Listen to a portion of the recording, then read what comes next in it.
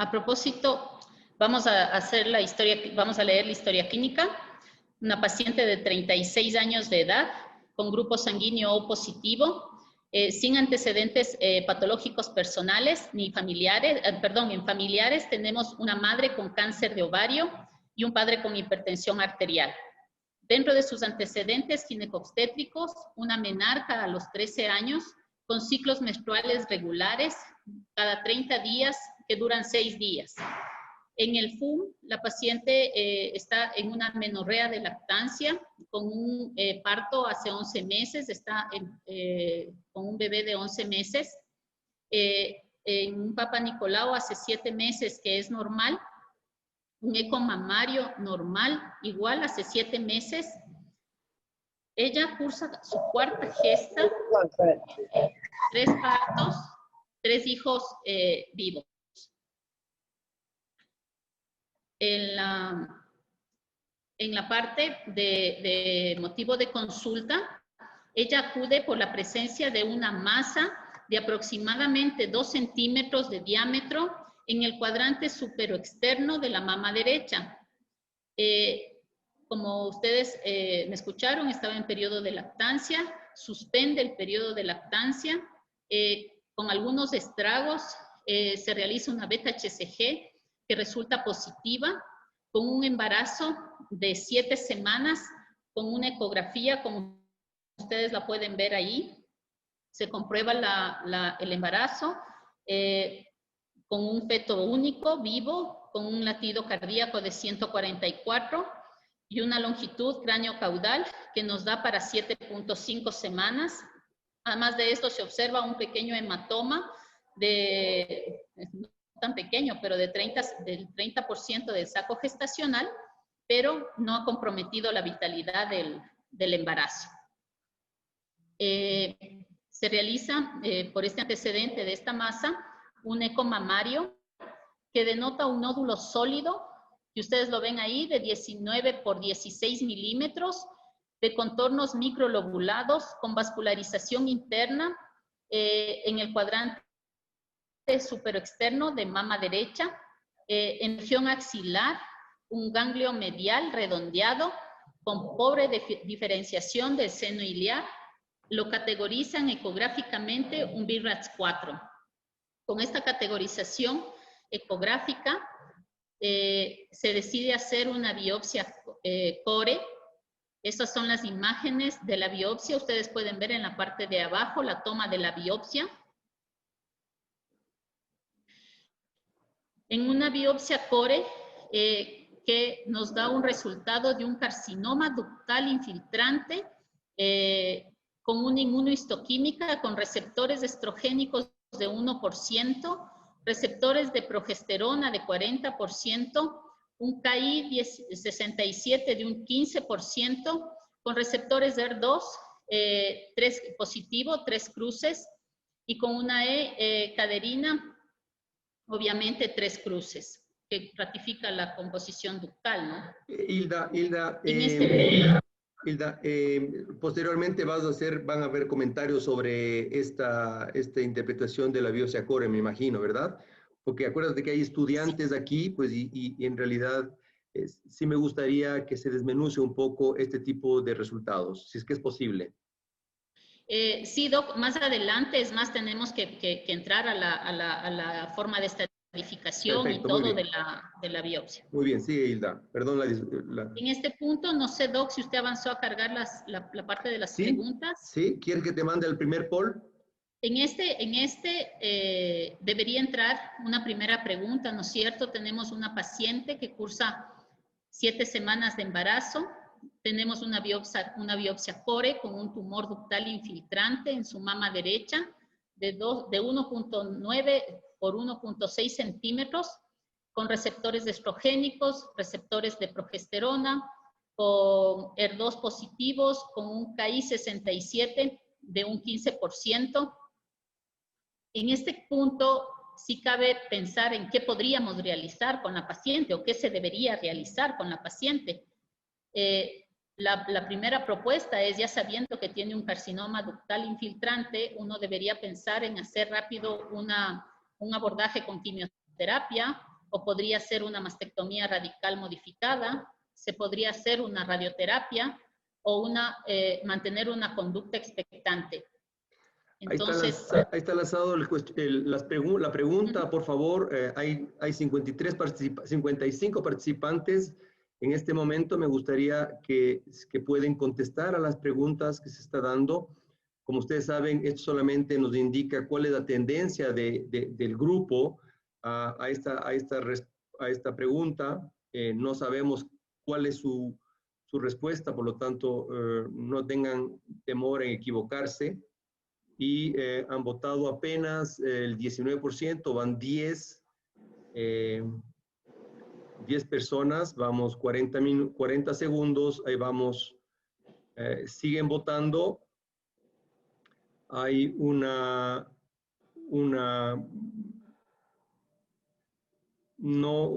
vamos ahora al 44%, van a votar el 50%. La mastectomía radical tiene el 52% de aceptación en la pregunta y la conducta expectante tiene el 25%. Han votado apenas 28 de los 52, 53% de los participantes. Vamos un minuto, probablemente pues no sepan mayor cosa y pues por eso no votan. Pero en todo caso, aquí te muestro, Hilda, para que tú mismo comentes. Sí, Doc, gracias. Aunque en verdad aquí podríamos darle paso a la doctora Lugo, que nos permitiría hacer un mejor abordaje. Sin embargo, como ustedes tienen la respuesta correcta, sí, es hacer una intervención quirúrgica, una mastectomía radical, sobre todo porque este es un carcinoma infiltrante y porque estamos en un embarazo temprano, es decir, en el primer trimestre. Y obviamente, si nosotros mantenemos una conducta expectante, la estadificación de este tumor puede avanzar y puede darse paso a metástasis.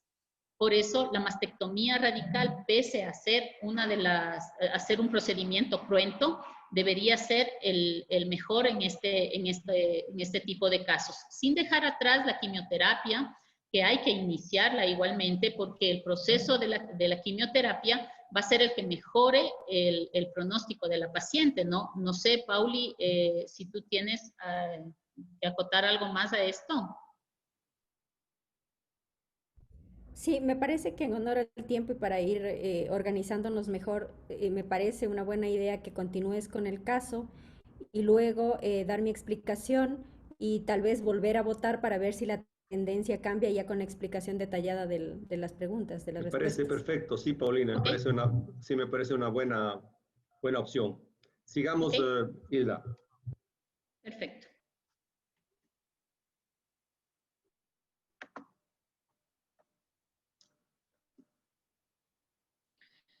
De acuerdo a esto, dentro de la estadificación del cáncer, tendríamos un tumor de menos de 5 centímetros, lo que le deja en un T2.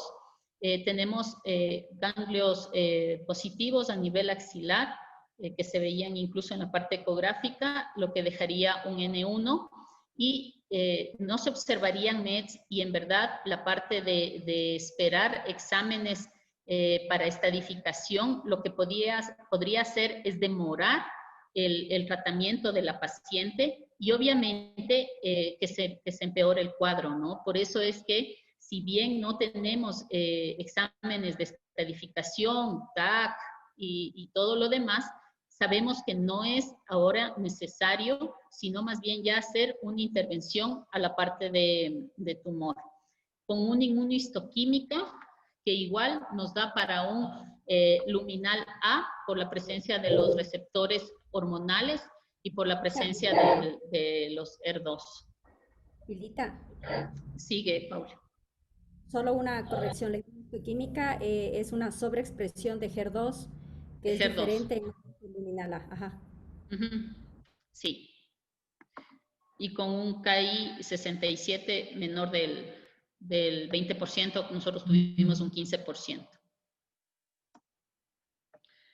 Con como 12 días después de haber hecho el diagnóstico del tumor, se realiza una mastectomía radical modificada de mama derecha a las 9 semanas de embarazo y se evidencia un tumor de 3 centímetros en la unión de cuadrantes internos de la mama derecha. Se realiza un vaciamiento ganglionar con 3 ganglios positivos de 18 que fueron disecados. Este es el control de la placa donde ya se puede ver la mastectomía, se observan los clips de la cirugía. Y aquí cabería hacer otro punto tal vez importante, que es el de realizar la identificación de ganglio centinela en una paciente que está cursando embarazo. Y si se podría realizar, se lo podría realizar con tecnesio 99, con azul de metileno, con azul patente, o sería mejor no realizar una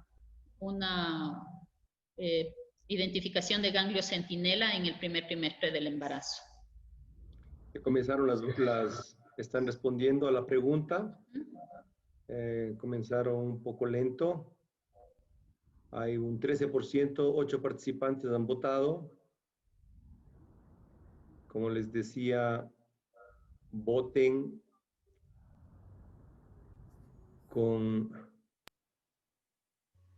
sin temor a que se vea sus respuestas. Apenas el 38% ha votado, hay 59 participantes, 40%.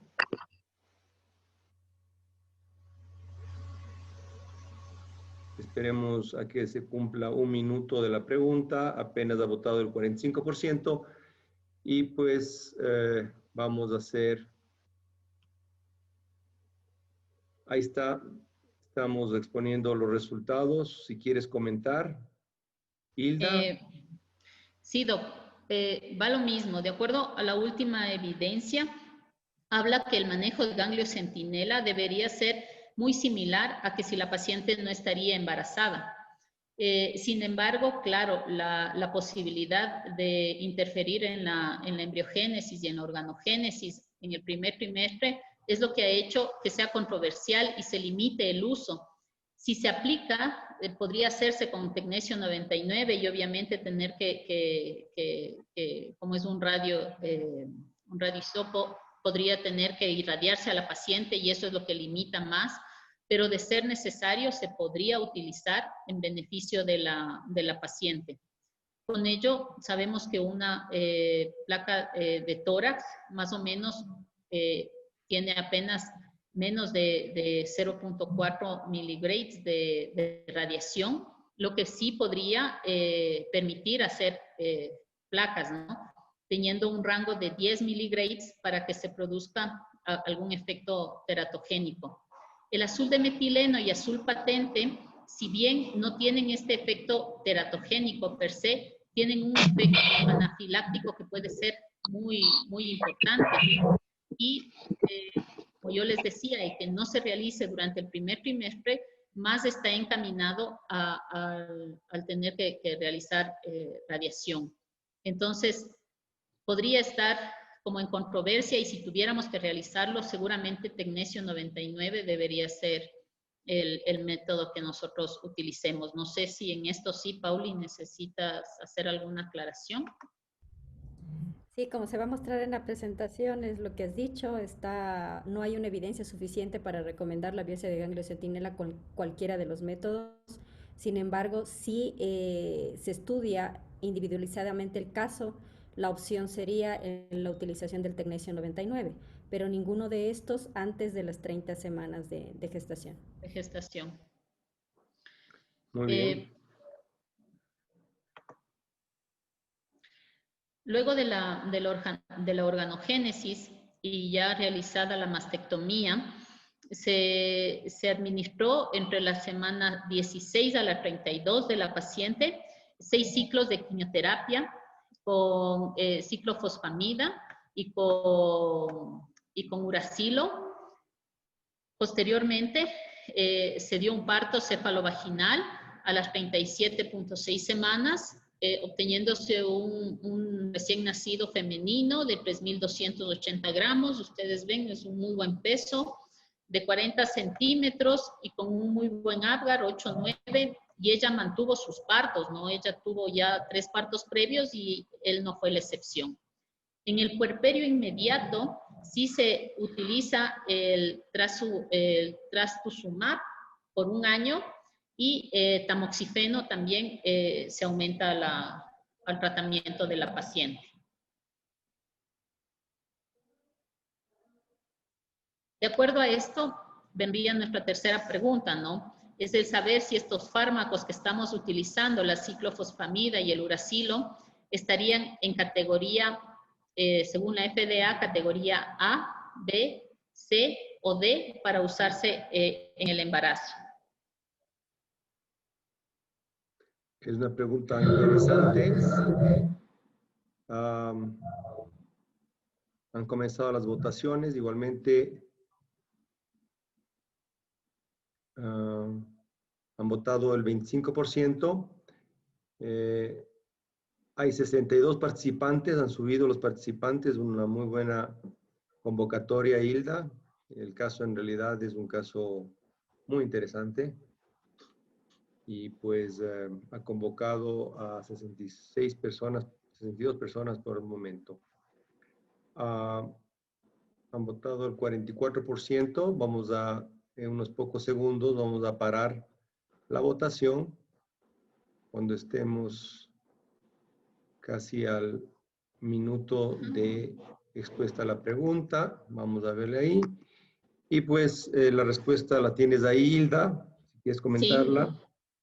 De acuerdo, estos quimioterápicos que se utilizaron, sí, son categoría C, es decir, si bien hay riesgo, esto es superado por el beneficio todavía que presenta sobre la paciente. Claro, tengo entendido que hay otro tipo de quimioterapia, Pauli, no sé si estoy bien, que entran dentro de categoría D, por eso fueron limitadas en el uso en esta paciente. A ver, todo tipo de quimioterápico está considerado categoría D en el primer trimestre del embarazo. Ya en el segundo trimestre hay ciertos estudios, por ejemplo, el que se utilizó en la paciente que es el 5-fluoracilo con ciclofosfamida y doxorubicina. Esto sí está en una categoría C, como bien has dicho, el beneficio mayor que el riesgo. Sin embargo, ya el uso de taxanos y del trastuzumab, que es el que se utilizó en esta paciente por el subtipo que tiene, que es el HER2 positivo, está proscrito durante todos los trimestres del embarazo y se la dio en el posparto. De acuerdo. Asimismo fue el manejo que se hizo. Dentro de esto, luego de terminado el embarazo, que fue a inicios del mes de diciembre, para finales se hizo un PET scan que resultó negativo para METS. Dentro de los seguimientos que se le hace a la paciente, en el año 2019, en noviembre, se volvió a tener ganglios positivos y se biopsiaron, Pauli, con nueva inmunohistoquímica, ¿verdad? ¿Así fue? Así es.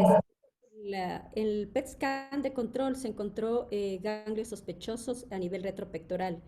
Estos fueron biopsiados quirúrgicamente y se tiene, que este es un dato interesante, deben acordarse que en la inmunohistoquímica anterior teníamos un receptor de estrógeno de un 1% con un receptor de progesterona del 40%. Aquí se da la vuelta, ahora tenemos más estrógeno que progesterona. El Ki-67, que es un dato también interesante, ¿qué es el Ki-67? Es un marcador de proliferación, es decir, mientras más rápido se multiplican las células, mayor cantidad, mayor porcentaje de Ki-67 vamos a tener. El HER2, la sobreexpresión de esta proteína es uno de los tumores que mayor proliferación tiene, entonces esperaríamos que la Ki-67 esté elevado. Sin embargo, en la primera inmunohistoquímica teníamos un 15% que no es tan alto como esperaríamos. Sin embargo, en este, que tenemos un HER2 que fue negativo, el Ki-67 está en un 30%. Este es un dato que es interesante ya viéndolo en retrospectiva para todo lo que pasó con la paciente y de que nos hace dar cuenta de la importancia de contar con un buen laboratorio que maneje unos estándares de calidad y que maneje adecuadamente los recursos que tenemos, como esto, el marcador de proliferación. En la segunda, en esta ocasión, como es diferente al tumor primario, se rotó de terapia, se utilizó letrozol, antes estábamos utilizando tamoxifeno, y como opción a una metástasis de un tumor primario que es hormonodependiente, se utiliza el positivo. Muy bien. A Julio, esta es la última, ¿verdad, Pauli? Tú tienes un mejor conocimiento del seguimiento de la paciente, pero a julio de este año, del 2020, sé que volvieron a tener positivos ganglios e hicieron nuevamente una biopsia con inmunohistoquímica y parece haber otra vez variado, otra vez mutado esta expresión de este tumor. Así es, esta paciente se ha mantenido en controles y luego de noviembre del 2019 se le hace un nuevo PET-CT en julio del 2020 y nuevamente tenemos características como el tumor inicial. Baja el receptor de estrógeno, el de progesterona está en 40%, el HER2 nuevamente es positivo, es decir, aquí hay esta evidencia de lo que nos dice la teoría. El cáncer de mama no es una enfermedad homogénea, es heterogénea y puede cambiar, va mutando, y es por eso la necesidad de que en cada sospecha de un nuevo tumor metastásico debemos hacer una biopsia y debemos ir en concordancia viendo si es un tumor que es altamente proliferativo, pues esperaríamos un Ki-67 alto. Y si no lo tenemos, debemos discutir ese caso, volver a hacer los estudios para tener una adecuada información, porque de esto depende todo el tratamiento que vamos a hacer con la paciente.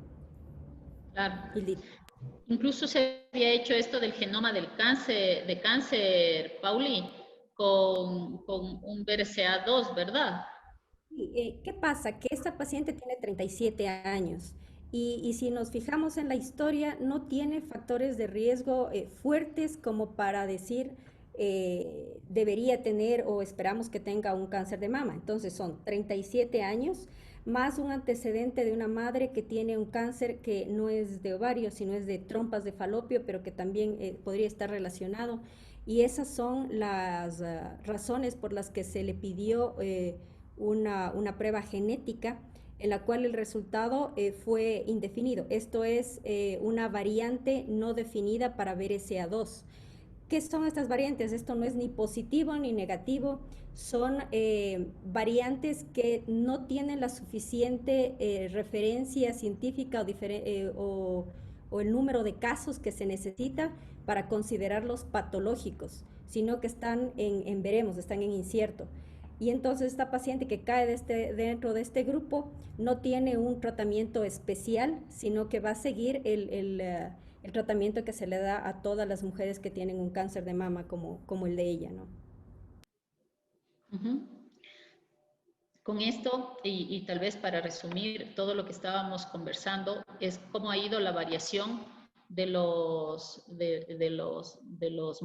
receptores, ¿verdad? Y de la expresión de los HER2, igual que del Ki-67. Entonces, claro, es un tumor, como dice la Pauli, que ha ido cambiando y ha ido mutando durante la evolución que ya viene siendo como de 4 años, ¿verdad, Paula? Sí, desde el 2016. Uh-huh. Yo creo que para sintetizar esto, en cierta forma, hablar que el cáncer de mama asociado al embarazo es el segundo tumor maligno más frecuente durante la gestación. El primero sigue siendo el cáncer de cervix.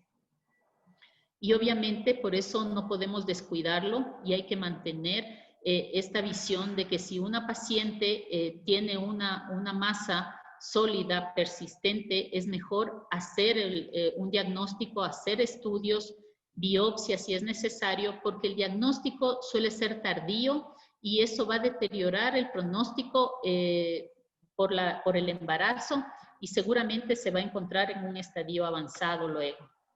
Las metas de tratamiento en una mujer en un cáncer de mama, va a ser lo mismo para una mujer gestante que para una mujer sin gestación. Es decir, estamos basados en el control local del cáncer y evitar la diseminación del mismo. Y claro, siempre nos va a quedar esto que no está claro si el embarazo representa por sí solo un mal pronóstico para el cáncer de mama o, como se llama, claro, es solamente que los factores de cambio hormonal y influencia hormonal durante el embarazo son los que intervienen en mayor manera. No sé, Pauli, si además de esto tú tienes algún comentario o algo. Creo que contaría la presentación, pero antes el comentario de quien estuvo muy cerca del caso, que lo manejó desde el inicio, que es el doctor Aguirre, para después Ujú. de la continuación, pues empezar con la exposición. De Paulina, acuerdo. tú tienes para Sí, exponer luego, Paulina, entonces para que salgas, Hildita, de la...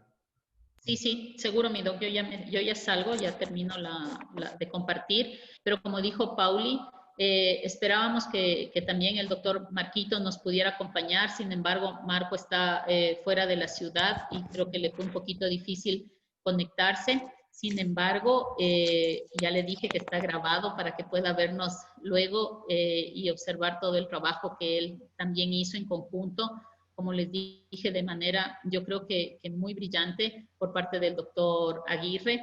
Doctor Aguirre, por favor, un comentario al caso, mi doc. Buenas noches y muchas gracias. Voy a ser breve en aras del tiempo.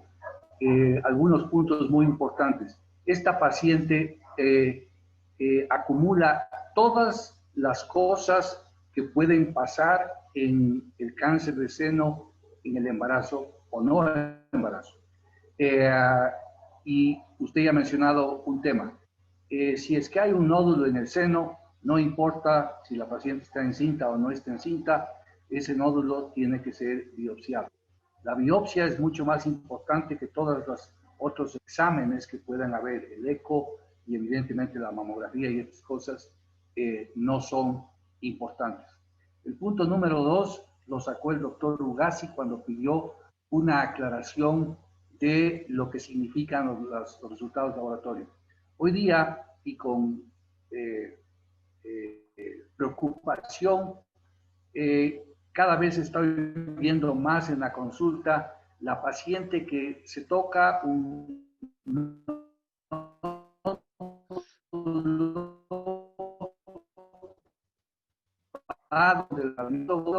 de contacto con el médico que podría tratar a la paciente en caso de que la biopsia sea positiva. Esto no puede ser un estándar de práctica. Aquí es donde se cometen muchos de los errores. ¿Por qué? Porque hoy en día el cáncer de seno ya no es lo que era hace 10 años.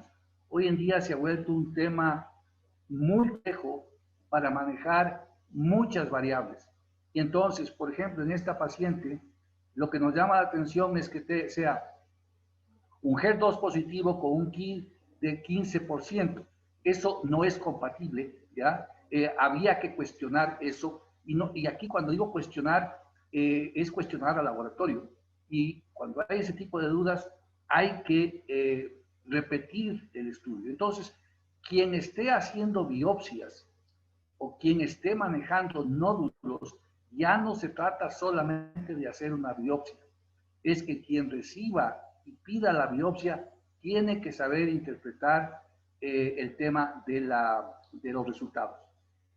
El segundo o el tercer punto es que creo que es importante, y dado que es una de obstetricia y ginecología, el aborto no juega ningún papel en estos pacientes. En otras palabras, el interrumpir un embarazo no mejora o empeora el pronóstico de la paciente.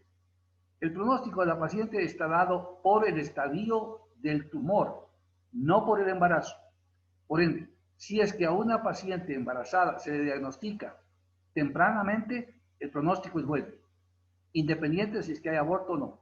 Si a una paciente embarazada se le diagnostica tardíamente, el pronóstico es malo, independiente de si hay aborto o no. Por tanto, el aborto no entra dentro de la ecuación a considerar, a no ser que la paciente, después de la explicación, lo pida.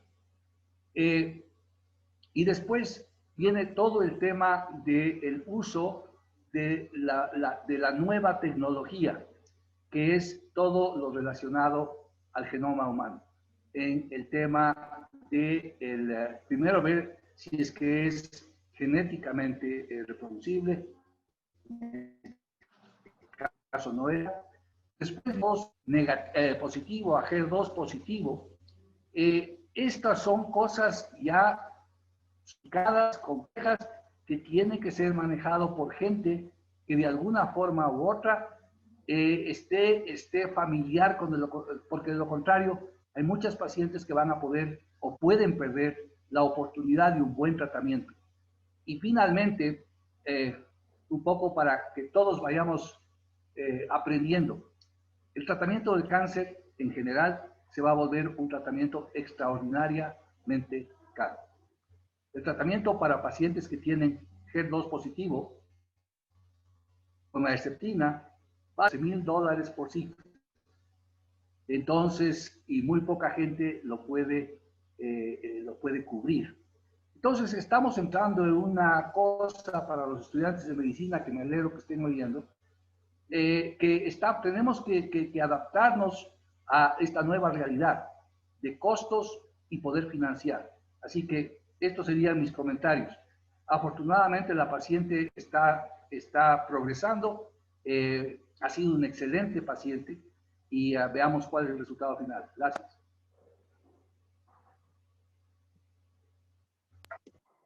Muchísimas gracias, doctor Aguirre. Sí, es como usted lo dice, muy acertada todas las aclaraciones.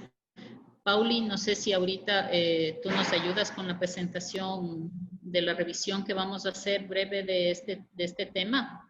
Tal vez ahí contestamos algunas de las preguntas que se están haciendo en el chat.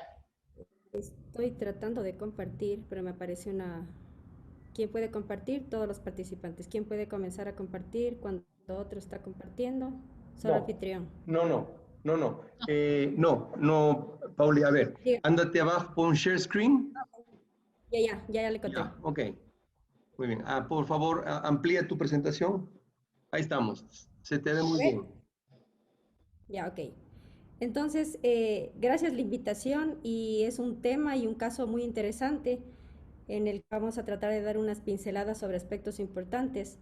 Los objetivos de esta presentación va a ser familiarizarnos con el concepto de cáncer asociado al embarazo, reconocer su importancia en cuanto a diagnóstico, que creo que es lo principal para todos los que estamos aquí, y conocer generalidades sobre su tratamiento y pronóstico. ¿Qué aspectos vamos a tratar? Concepto, generalidades, diagnóstico, tratamiento, hacer un breve resumen del caso y mensajes para llevar a casa. En cuanto al concepto, cuando nosotros hablamos de cáncer de mama asociado al embarazo, muchas veces podemos hacernos la idea de que es solamente durante la gestación y no es así, sino también involucra esta entidad la patología que es durante la gestación y hasta un año luego del parto, en donde la evidencia indica que son la mayoría de casos. 2/3 partes de los casos de cáncer de mama son después de haber terminado la gestación. Entonces, este es un concepto que debemos tener claro. En cuanto a las generalidades, como se había dicho, no es una de las entidades más frecuentes, más bien es poco frecuente. Se habla de un caso por cada 3,000 embarazos. Sin embargo, sí hay características que están muy frecuentemente asociados a este tipo de cáncer. Por ejemplo, como ya lo mencionó Eldita, es uno de los más frecuentes durante el embarazo. Se produce en mujeres jóvenes, generalmente en las edades de 32 a 38 años, en algo que no difiere de la estadística en cuestión de tipos de cáncer de mama, tanto en las gestantes como en las no gestantes. El tipo más frecuente es el carcinoma ductal infiltrante, que es el de la paciente, pero en lo que sí se diferencia es que en la mayoría de casos son indiferenciados. En esta paciente fue un grado 2, sin embargo, es muy frecuente encontrar grado 3, que es decir, las células se parecen cada vez menos a lo normal. Hablando de la inmunistoquímica, es muy frecuente que este tipo de tumores no tengan receptores hormonales y más bien si haya mucha sobreexpresión de HER2, como el tipo de la paciente, hasta en un 30% de casos. Y algo que también es digno de resaltar es el diagnóstico tardío que ya habíamos comentado. Cuando se hace una comparación entre cuánto tiempo se tarda el diagnóstico en una mujer embarazada, se ve que es de 5 hasta 13 meses la tardanza en hacer un diagnóstico, versus un tiempo de 1 a 4 meses que se demora en hacer un diagnóstico en una mujer no embarazada. Quizá, y lo más probable es porque en las mujeres que no están embarazadas, quizá una de las cosas que primero nos imaginamos, más no en las que se está, en una mujer que está gestante. Pensando en eso, debemos tratar de... Paulina, discúlpame que te interrumpa, una preguntita. Esta inmunohistoquímica y las biopsias, ¿se las hace en el hospital o tú tienes que mandar al extranjero o utilizas otro tipo de hospital en el país? Ventajosamente tenemos dentro del hospital, en el área de patología, un buen servicio de especialistas que se dedican a esto y es donde podemos hacer tanto biopsia core como el manejo y los estudios de inmunistoquímica, que son estos receptores del HER2, el Ki67. Eso se hace en el hospital. Ah, muy bien, gracias, Paulina. Sí. Entonces hablábamos del diagnóstico diferencial y es muchas veces que nos enfocamos en esto, que es lo más frecuente, patología benigna en una mujer embarazada y que puede presentarse adenomas, fibroadenomas, galactoceles, abscesos, lipomas y otras fuentes más de masa, ¿no es cierto?, en el embarazo. Sin embargo, si no pensamos en que sí, una mujer embarazada puede presentar un cáncer, es cuando se nos pasa y esa es la razón por la que encontramos ya el tumor con grandes tamaños y con afección de otros órganos, especialmente de la axila, con ganglios axilares positivos. Cuando hablamos del diagnóstico, como lo habíamos dicho ya, no difiere de una mujer no embarazada y lo principal siempre es la historia clínica, conocer la historia de la paciente, de su familia, para ir uniendo hilos y diciendo esta mujer tiene más riesgo o no.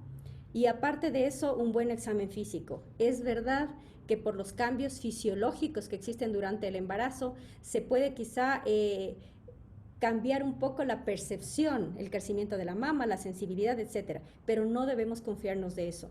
Una masa mamaria que permanece más de 2 semanas, no debemos quedarnos con esa duda o dejar de pasar más tiempo, sino inmediatamente a hacer estudios de extensión, estudios de diagnóstico. Primero, un eco mamario, un eco axilar, donde vamos a poder definir las características, si es sólido, si es líquido, la forma, el tamaño, qué tanta sospecha de malignidad tenemos, y obviamente también hacer un rastreo de axila, donde si tenemos ganglios que son sospechosos, pues también tomamos una muestra y podemos definir la etiología. Como vemos aquí, una foto de la biopsia core, que es lo que se hace, no se recomienda hacer una punción con aspiración con aguja fina, que es una aguja muy finita, que lo que va a dar es una citología, son células, que como hemos visto no es suficiente para hacer un adecuado diagnóstico y manejo. Lo que necesitamos es tejido, y esto nos da la biopsia core. ¿Para qué? Para mandar estudios a histopatología, donde nos va a definir no solamente es maligno o benigno, sino esto es maligno, esto es infiltrante o no, y hacer los estudios de inmunistoquímica, que es lo que habíamos comentado, saber si son receptores hormonales positivos, qué tanta proliferación tiene, si es un HER2 o no, si se está sobreexpresando esta proteína, porque depende de esto todo el manejo que vamos a hacer posteriormente. Paulina, la biopsia core es lo que anteriormente se utilizaba el trucut, es decir, ¿es esa o es alguna otra? En la que salen unas lonjas largas de tejido. Esa es, Así ¿verdad? es la Trucut y lo que sale son cilindros más o Cilindros. menos de 1 a 2 milímetros de diámetro por 1 centímetro de largo. Y eso es suficiente para poder hacer todos estos estudios. Perfecto, gracias, Paulina. Ahora, cuando ya tenemos un diagnóstico definitivo de un cáncer de mama, vamos a los estudios de extensión y esto se va a definir qué tipo de estudios hacemos de acuerdo al estadiaje clínico.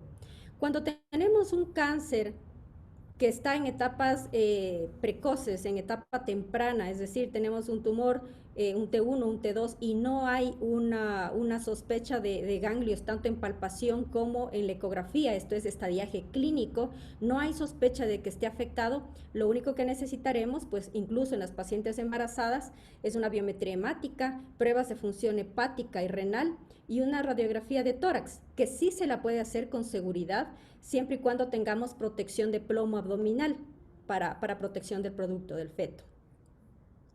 Ahora, como en nuestra paciente, si es que tenemos un estadio ya con ganglios axilares que son positivas o tenemos un tumor de gran tamaño, un T3 o un T4, ya es necesario pues indagar un poco más allá en órganos que pueden tener metástasis. Por ejemplo, en hígado, que además de la función hepática, como en la primera parte que hemos explicado, se hace un eco abdominal, en la paciente se lo hizo, salió negativo.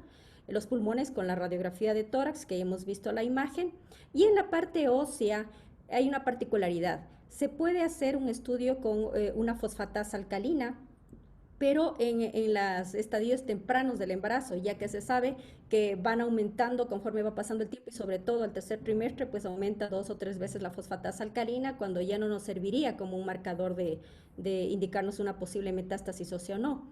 Y es cuando, y de acuerdo a las características de la paciente, se va a pensar en la posibilidad de hacer una resonancia magnética simple de la zona dorsolumbar cuando sospechemos en posibilidad de metástasis óseas. Ahora, en cuanto al tratamiento, siempre hacemos hincapié en que el protocolo, la estandarización es similar a una paciente que no está embarazada. Sin embargo, el inicio de los medicamentos y el tipo de medicamentos sí hay que hacerlo individualizadamente, pensando en el bienestar de la paciente, en la seguridad de la paciente y también del producto. Entonces aquí, ojalá y esto sea un poquito fácil de entender, tenemos una línea donde describimos los 3 trimestres del embarazo, porque es importante saber que hay diferencia para los manejos en estos periodos. En el primer trimestre es cuando se da la organogénesis, ¿no? Y después pues el crecimiento ya del producto. Entonces, toda la evidencia nos indica que la cirugía es segura, y esto para ir contestando las preguntas, la cirugía es segura en todo el embarazo. Esta paciente se le realizó una cirugía a las 9 semanas dentro del primer trimestre de embarazo y no tuvo ningún inconveniente. Las cirugías que se pueden hacer en el primer trimestre es la de elección, la recomendada es la mastectomía. ¿Por qué? Porque pensar en hacer una cirugía conservadora en la cual siempre, el 100% de casos necesitamos hacer radioterapia, es mucho tiempo, como ustedes pueden ver, se pasa el periodo de seguridad para dar este tipo de tratamientos y la progresión de la enfermedad es posible. Entonces no es seguro, no es un estándar y por eso en el primer trimestre del embarazo se recomienda hacer mastectomía. En cuanto al manejo de ganglionar, y esta es la otra pregunta, como habíamos comentado, cuando hay una paciente que no tiene ganglios axilares positivos vistos clínicamente en palpación, en ecografía y luego de haber hecho un estudio con punción, si esto sale negativo, la opción es hacemos o no hacemos un biopsia de ganglio centinela para llegar a un estadiaje de que está afectada o no la axila. Hay controversia aún. Como les comentaba, en pacientes que tienen un embarazo menor de 30 semanas no se recomienda. Sin embargo, si se necesita utilizar uno de los métodos y hacer biopsia de ganglio centinela, con estudios que son estudios caso control, no son estudios randomizados, pero se ve que hay seguridad utilizando el tecnesio 99, más no los colorantes, sean estos el azul de metileno, el azul de isosulfán, el azul patente, estos están proscritos en todo el embarazo. Si es que la paciente tiene nódulos linfáticos que son positivos antes de realizar la cirugía, pues irá a una disección axilar. Y entonces el tratamiento, como en nuestra paciente, fue una mastectomía radical modificada. Esto en cuanto a la cirugía en sí. Cuando ya estamos en un segundo trimestre y en tercer trimestre, es posible considerar una cirugía conservadora, de acuerdo al tiempo y a la posibilidad de realizar la radioterapia luego del nacimiento del niño. Esto es en tratamiento local, cirugía. Vamos ahora en cuanto a quimioterapia. Habíamos dicho que la quimioterapia es considerada categoría D en el primer trimestre, no se recomienda dar. Sin embargo, sí se ve que es posible darla con seguridad a partir del segundo trimestre. Se habla de alteraciones o mutaciones que aparezcan en los niños en 1.3%, que es igual a una mujer que no tiene cáncer de mama y pues que está embarazada. Entonces ahí vemos la calidad, digamos, o la seguridad que tiene la quimioterapia. Ahora, dentro de la quimioterapia hay varios esquemas que se pueden utilizar, pero el más seguro, el que más evidencia tiene, es el que se utilizó en la paciente también. Es el recomendado por la NCCN, que es fluoracilo, adramicina y ciclofosfamida. Dependiendo del tipo de tumor que tenga, se utiliza de 4 a 6 ciclos. En esta paciente se dio 6 ciclos de esta medicación. Ahora, también hay otros quimioterápicos como los taxanos, en donde todavía no hay una evidencia madura para recomendarlos, y es por eso que se maneja de acuerdo caso por caso, pero en este caso no se lo consideró. Otro concepto que se está utilizando ahora más frecuentemente es la quimioterapia neoadyuvante, es decir, dar quimioterapia antes de hacer la cirugía. Este esquema se puede considerar, como habíamos hablado, a partir del segundo trimestre, si va a ser candidata para una cirugía conservadora y tomando en cuenta el resto de tratamientos que la paciente va a necesitar luego del nacimiento del producto. Una vez que se da ya el nacimiento del niño, los siguientes tratamientos que ya se dan con seguridad, que no se deben dar durante el embarazo por el tipo de reacciones que pueden provocar tanto en la madre como en el niño, es la radioterapia, si es que es necesario. En este caso, la paciente tenía ganglios linfáticos positivos, entonces recibió radioterapia después. En este caso, cuando hay sobreexpresión HER2, tratamiento anti-HER2, en esta paciente recibió trastuzumab por 1 año. Y hormonoterapia, que esta paciente también la recibió, ya que tenía receptores hormonales, 1% de estrógeno y 40% de progesterona. Al ser una mujer premenopáusica, pues se utilizó el tamoxifeno. Y la intención era de que la recibiera por 5 años, pero como hemos visto durante el trayecto, pues hubo cambios dependiendo de las metástasis que tuvo, de la inmunistoquímica, y por eso se fue rotando de medicación. Eso sería básicamente el manejo que se debería dar en una mujer con cáncer de mama durante la gestación.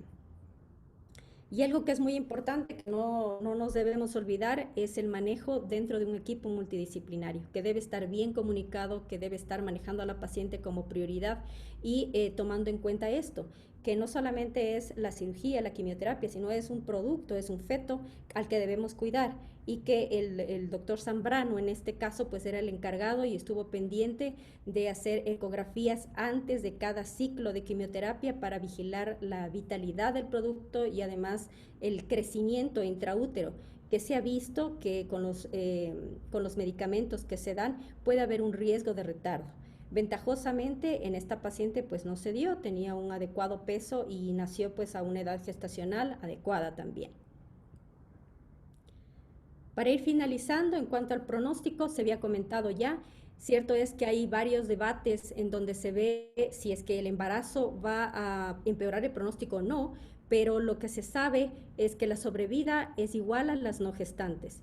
Sin embargo, la diferencia sí puede estar en el estadio de la enfermedad, porque como no la sospechamos, no la buscamos tempranamente y aparecen cuando están más grandes y ya con metástasis.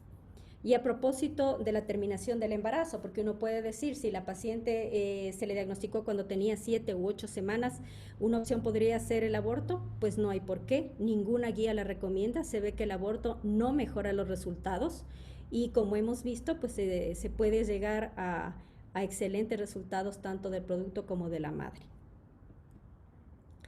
Un poquito para hacer un resumen del caso, aquí tenemos, ¿no es cierto?, todos los manejos que se hicieron en ella.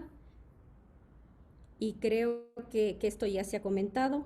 Es importante ver que la enfermedad pues no era una sola o no cambia con el tiempo, sino va mutando y tener esta capacidad de hacer un buen análisis de la inmunistoquímica, de los marcadores de proliferación, de qué subtipo es y cómo ha ido cambiando. Si ustedes pueden ver acá, hablábamos de tamoxifeno, pero al ser una mujer que nuevamente vuelve a tener unos receptores hormonales que ahora están mucho más altos, pues se rota letrozol. Actualmente ella está recibiendo nuevamente un doble bloqueo. Antes solamente era trastuzumab, ahora estamos con pertuzumab más trastuzumab y se le está aumentando el docetaxel como parte de quimioterapia con inmunoterapia. Hasta ahora los resultados son buenos, pues habrá que hacerle el seguimiento a esto.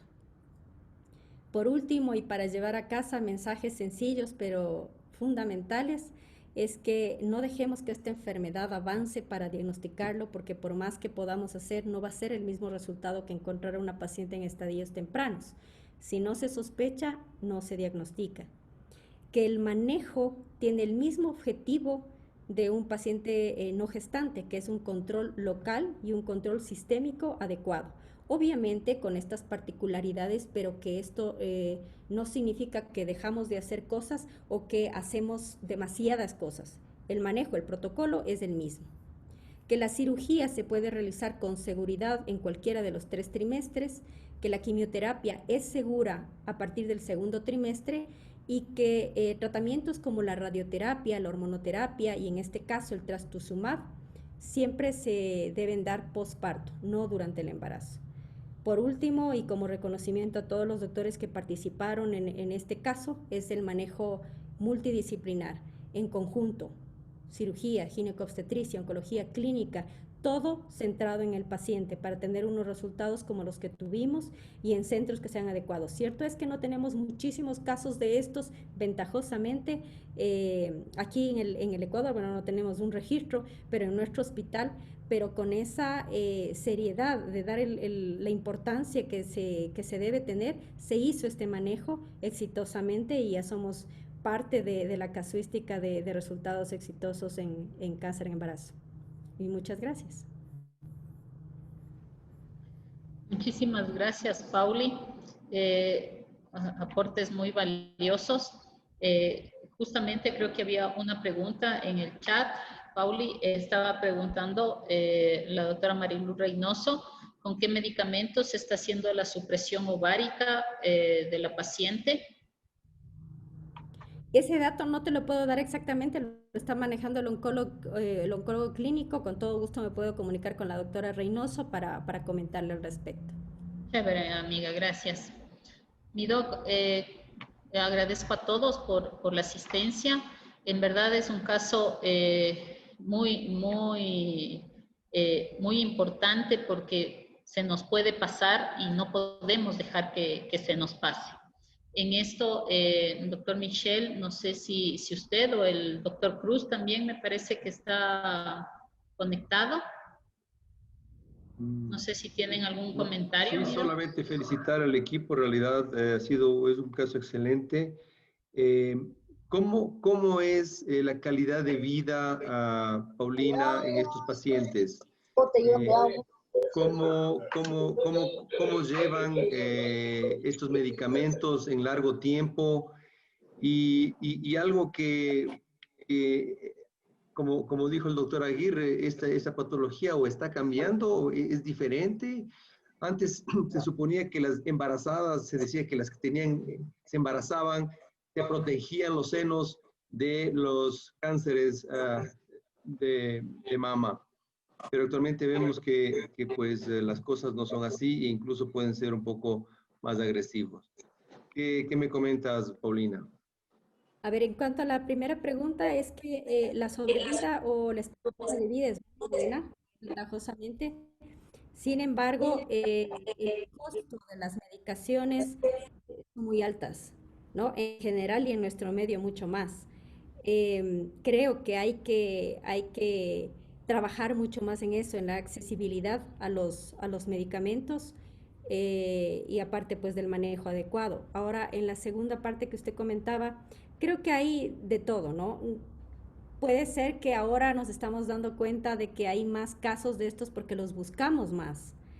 y que también pues ha mejorado la calidad de estudios que tenemos, la capacidad de hacer inmunistoquímica, la capacidad de tener el acceso a hacer HER2 o no, porque para comentar un poco, recién hace 2 años hay la nueva clasificación, se renovó, es la 8ª edición de la JCCN, la que nos da a nosotros el indicio de cómo hacer la estadificación del cáncer de mama. Antes se hacía solamente en base al tumor, a los ganglios y a las metástasis. Ahora se ve que es muy, muy importante también el grado histológico que tenga y los receptores, ¿no es cierto? La proliferación de HER2, la progesterona, el estrógeno, y en base a eso ha mejorado mucho la capacidad para tratar adecuadamente y obviamente la sobrevida de las pacientes. Entonces, creo que hay un poco de todo y qué bueno que tengamos la capacidad de estar en los mismos términos, digamos, a niveles internacionales. Eso es algo que alienta mucho.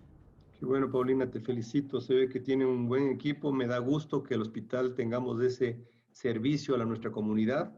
Francisco, ¿querías decir algo?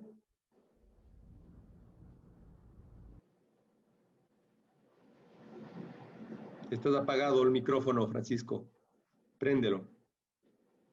¿No? No, aún no. Ahí estás. Ahí estoy, ¿no es cierto? Ahí estás, sí, ahí estás. Perfecto. Se te ve muy bien. Primero, excusas porque yo pensé que era a las 8 de la noche lo que comenzaba. Realmente excusas, yo soy el culpable. Pero de lo que yo oí, les felicito. Yo pienso que estamos, o sea, qué lindo que estemos y tengamos en esta época, en este siglo, solucionado el problema, digamos, no solucionado, pero podemos tratar con mucha efectividad del cáncer de mama y más sobre todo en el embarazo. Hay una parte que siempre me queda a mí y te pregunto, Paulina, o sea, sí, el trabajar en un equipo multidisciplinario nosotros sí lo hacemos, pero a mí me encanta cómo se trabaja en otros lugares en los que realmente inclusive el apoyo hacia a la madre embarazada es de parte de otras madres que pasaron el problema. Y ese apoyo psicológico de saber que les dan esa positividad para seguir con la enfermedad es increíble, pero no solo son eso, o sea, realmente hacen fiestas, nace el niño, le apoyan con el niño, salió todo bien, le dan evidencias, de tal manera que esa mujer que le dieron el diagnóstico de cáncer y en el embarazo, se siente tan protegida que realmente es mucho más llevable la enfermedad con este tipo de apoyos, ¿no? Lamentablemente, no sé, pero hasta ahora yo en el país, aquí en Quito o en Guayaquil, no veo ese apoyo que se da, a pesar de el interés que se ha dado por el cáncer de mama en este tiempo. Todos estos 2 años han sido, digamos, los signos que se han puesto, lo que se ha hecho por cáncer de mama es espectacular, pero yo no veo ese grupo que hayamos formado y sería interesante, igualmente como le decíamos en el otro conversatorio, sería muy interesante que igualmente hagamos del equipo y busquemos los pacientes que ya han pasado eso y busquemos las personas que van a apoyar a esa persona que está con cualquier tipo de cáncer. Yo sé que eso es más de oncología, pero yo me he dado cuenta en mis pacientes que cuando esas tienen apoyo, cuando nosotros les damos, vamos adelante, o sea, mira, ven a ver estadísticas, esto sucede, con esto se ha trabajado, con estos medicamentos, mira cómo es la resección, mira lo que se ha hecho con la resección, ve cuántas hay. Hay personas, y yo tengo con evidencias de pacientes mías de 80 años, de 70 años, de 50 años, que son el apoyo para aquellas personas que, digamos, se les diagnostica de nuevo el cáncer, ¿no?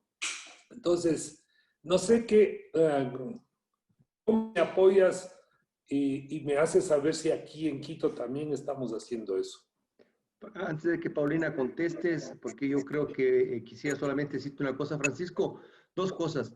Paulina ha hecho muchas actividades de esas.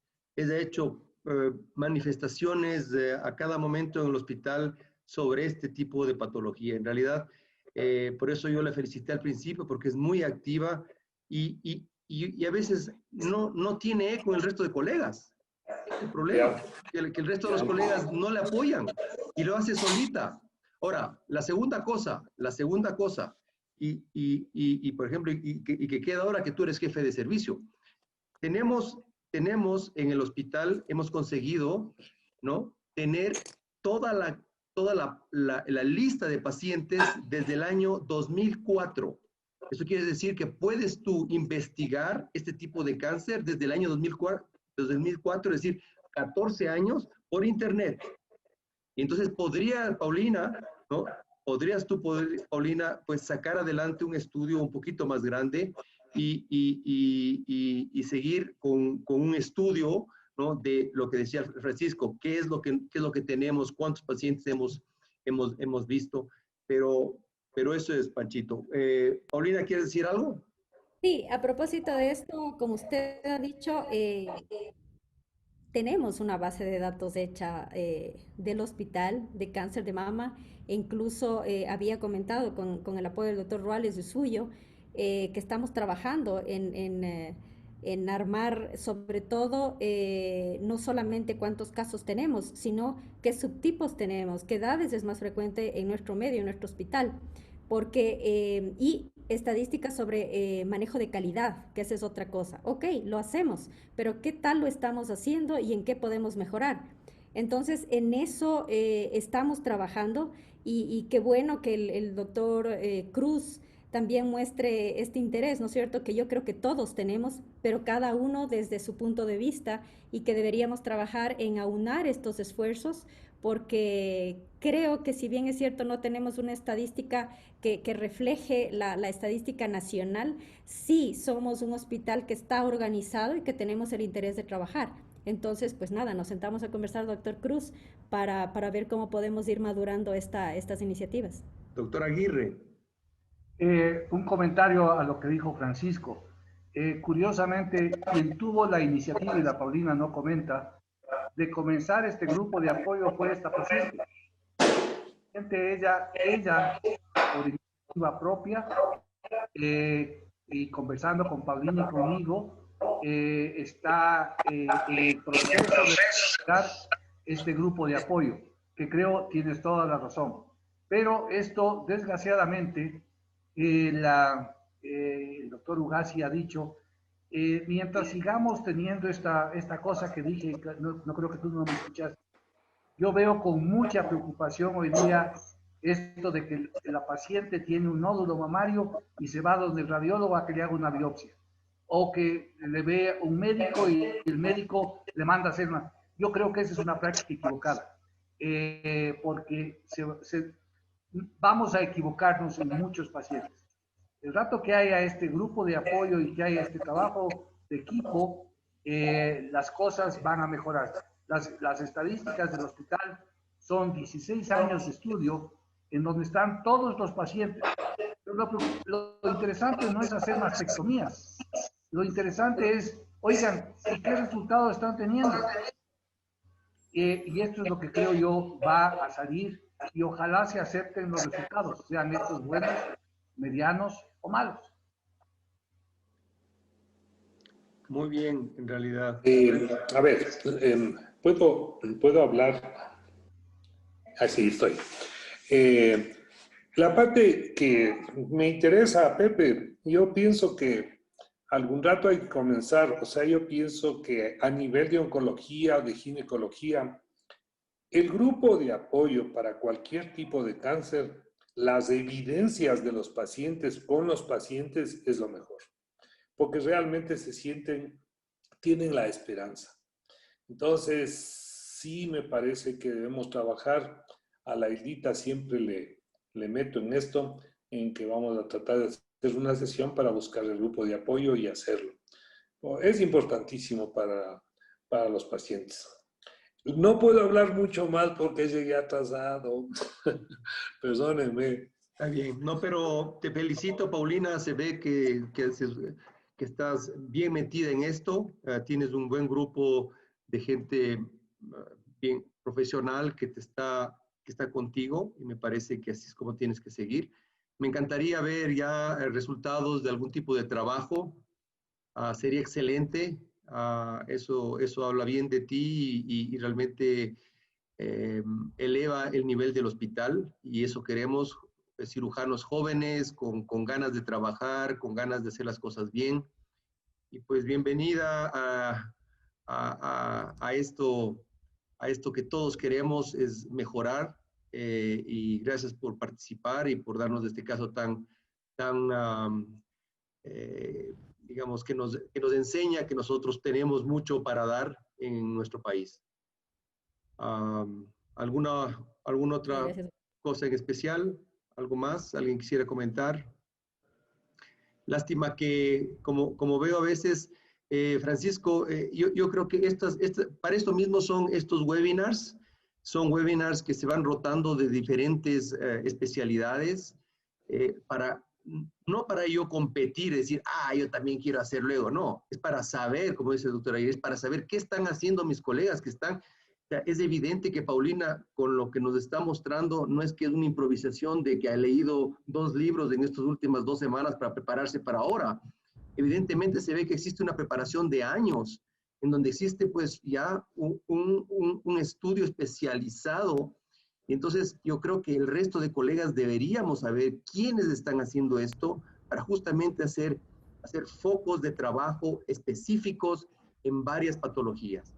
Lastimosamente veo también que muchos de los colegas ni siquiera ingresan a los webinars. Muchos colegas cirujanos, por ejemplo, aquí, muchos de ellos ni siquiera han ingresado. Se les ha invitado, pero eso espero que poco a poco vayamos mejorando. Tenemos mucho que mejorar, pero creo que lo más importante es que cada uno de nosotros demos un grano de arena, nos bajemos un poco de nuestro pedestal, porque creo que a veces muchos dicen, ¿para qué le voy a ir a la doctora Lugo? No, y eso ya, no. Yo creo que fue excelente tu charla, Paulina, Hilda y Gisela, y María Augusta, que no sigue ahí, no sé, por ahí de algún rato, si quiere decir algunas 2 palabras, pero eso es, mi estimada Paulina.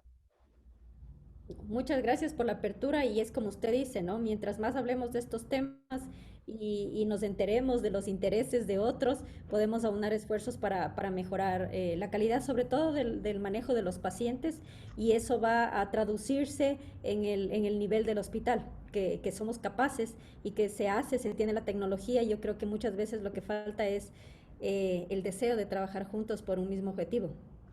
Así es, ahí, por ejemplo, las enfermeras están reclamando en el sentido de que ellas también quisieran participar activamente. Imagínate lo que es la participación de una enfermera en esta patología, es primordial, es fundamental. Entonces, todas esas cosas quedan por hacer. Esto es un primer paso, como todas las cosas que hemos estado haciendo, siempre se tiene que dar un paso y sobre ese paso se sigue dando poco a poco hasta llegar a lo que mejor podamos dar para nuestra sociedad, básicamente. Es decir, que mañana mi hija, mi nieta, mi hermana, tenga un grupo en el cual yo pueda confiar, el cual nosotros podamos confiar, decir, vean, aquí está lo mejor, tenemos esta forma de trabajar, tenemos todos los parámetros como nos has mostrado, y básicamente para eso es lo que trabajamos, para mejorar nuestra sociedad.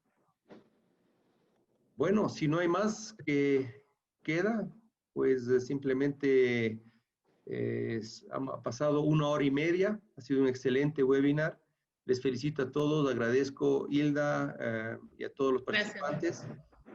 Y pues nos vemos el próximo martes, Michelle, con quien tenemos creo que de pediatría. Tenemos de pediatría. Ahí también en pediatría hay temas muy interesantes para los ginecobstetras, ¿no? Sobre todo cuando quieren sacar rápidos a los bebés. Entonces ahí es lo que tenemos que estar juntos para sacar las mejores conclusiones de todos estos webinars. Gracias a todos por su participación. Si quieren, no se olviden, DR, Michelle Ugasi, están ahí todo este webinar para que puedan compartir con sus colegas los que no han podido asistir.